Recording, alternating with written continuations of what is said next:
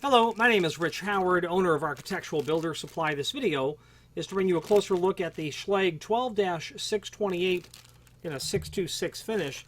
This is a circular drive-in faceplate collar is what it is. And let's take a look and see what this is used for. Well, it's a circular drive-in. That means when you're doing an installation where you want to install your latch bolt via a drive-in style mount, and this is for their B series locks. Installation instructions are linked to down below. It's a two-part system because you need to have the exposed end hanging over the bolt, and then of course these pieces come together in effect. Okay.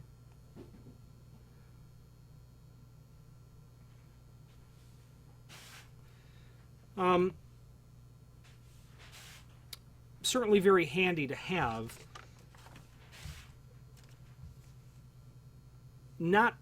It's not necessarily guaranteed that you would get these parts when you'd get a new B series lock to begin with.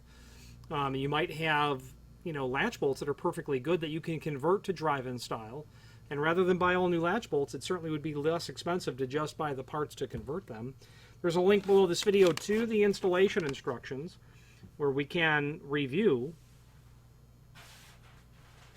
Really not a lot to go through there. You have your upper left-hand corner where you are removing the backing rectangular plate, then installing the circular portion over this. Very simple and straightforward. And this lock is going to be used for the B600, 700, 800 series locks. Maybe what we'll do is let's take a look at the screen capture of what we have document-wise for this material. Let's take a look. Now, here is the item that we're looking at, and below here there will be a link to the latch bolt option page, and this is for the B6, 7, 800 series. The difference in these locks is the type of keying that can be done, but otherwise they're the same lock. And the circular drive-in bolt is right here. That's the part that we're seeing. And I had said earlier that it's less expensive to buy these two pieces. Well, it's substantially less expensive because you're dealing with a B600 series lock. Okay. So that will show you what latch bolts are available. Then we have a cut sheet, and that is a 2-page document, and our circular drive-in faceplate and collar conversion is listed here. On page 1, it will show, again, those latch bolts for our B6, 7, 800 series. It's just nice information to have. And then again, of course, a link to the installation instructions are there as well. Since we're looking at the camera, let's take a look at the link to the, and by the way, 626 only. That's because the only finish that you would get would be a chrome type finish. This is a drive-in latch, so you're not going to see very much of it at all, obviously. Now, why would you use a drive-in latch? Well, a number of reasons. Back in the old days, when we would drill metal doors for deadbolts, we would only do a drive-in latch because that would be the only way we could do it. Once upon a time, we didn't have the ability to prep properly the edge of a hollow metal door and weld in the mounting tabs. That was unfortunate because a drive-in latch is really not a great option for lots of installations. And what I mean is, especially in a steel door, what I mean is this. Many steel doors in the world are just simply, well, they're either square edge or they're beveled edge. That doesn't matter really at all. What matters, though, however, is you will have steel door construction that has just a single piece of steel here. And the way that they accomplish that, it's called a hemmed edge or a hemmed seam. And this will not be exactly how manufacturers make their doors, but the concept is certainly very accurate. Okay, where it looks like that. So it's a single piece of steel. There are other manufacturers, and a long out-of-business company that we distributed for many years was a company called Kewanee in Kewanee, Illinois. They made a full complement of hollow metal doors. Great outfit. they had their VMAX door. Well, they had their E door, which was like that lock seam door. They had their D door, their D series, which was a whole lot of steel in the edge of the door. It was a whole lot more money than the E door. But then at some point, I believe in the very early 1990s or late 1980s, they came out with the VMAX door. And the VMAX door was super cool because it was square edge, non-handed, and featured this sort of construction in the edge of the door. So we could breach through the door and do our prep for the outer faceplate, and then we would drill a hole here that would allow that faceplate to sit nice and flush right inside of here, but then the body of our bolt would only occupy this space. So it worked out really great. We could do a decent prep because we still had the steel that was basically holding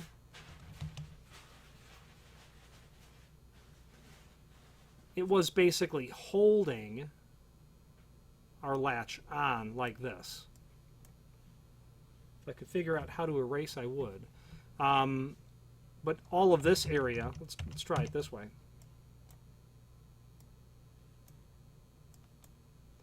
So our latch face would fit like this. And then we would have that other piece of steel that we would just drill through. Actually, it would come down to here. Okay? And then that would be flush. That's our bolt. So the VMAX was great. It worked perfectly.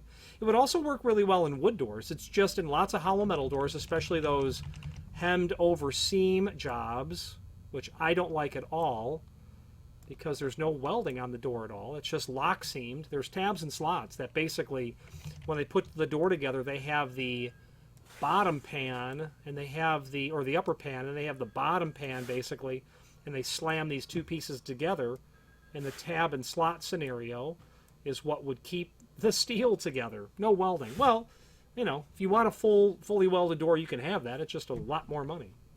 So that's the story on a drive-in latch bolt, why you might use it, why you may not want to use it. And sometimes you have to use it, I suppose. Or you use it because you, like us, didn't have the ability to do anything other than that. But it is nice that they make the option available. Obviously, it's going to compromise your integrity if you're doing a drive-in latch only. It would sure be advantageous if you were, you know, going with a full, you know, rectangular faceplate installation, because that bolt from the B600, that's just a phenomenal lock, a phenomenal deadbolt. Very heavy bolt. And when you strip off those face places, in my opinion, you kind of strip off some of the strength of the unit as well. But nonetheless, you may not be overly concerned about, you know, needing to increase the kick resistance from hundreds of pounds to several hundreds of pounds. But anyway, so there we are. Let's finish up this video on camera, but before we do that, let's click on the link to the manufacturer's page, and that will pull up everything we have Schlage related document-wise. The current catalog will be here, okay? A lot of encyclopedic documents are here. A couple cool things are here. You want to see what the Schlage product line looked in 1972? Here it is. You can pull up an old catalog. I have other ones. And by the time you are seeing this video, you might be seeing other catalogs as well. Also on that page, you're going to find, as I had said earlier, encyclopedic documents. What I mean by that would be such as the Primus Service Manual, the Everest Service Manual, locksmithing-related items that are very crucial and important when servicing systems. If you go back far enough in this industry, you will probably be familiar with the wafer lock. There's a service manual for the wafer lock there as well. Okay. Now, that pretty much wraps it up. Let's conclude this on camera. So in conclusion, if you have any questions on the Schlage, they're part number 12-628. their circular conversion kit for those B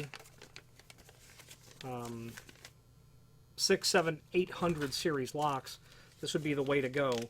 I'm partial to Schlage as in terms of a lock manufacturer, and it's very likely because it's the first lock line that I became very familiar with.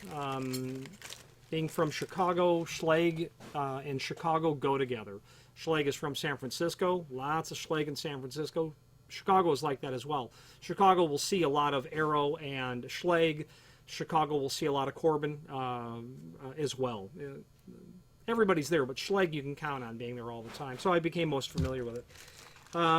If there's any questions on the 12-628 drive-in conversion or any other Schlage product, please feel free to reach out to us. And thank you.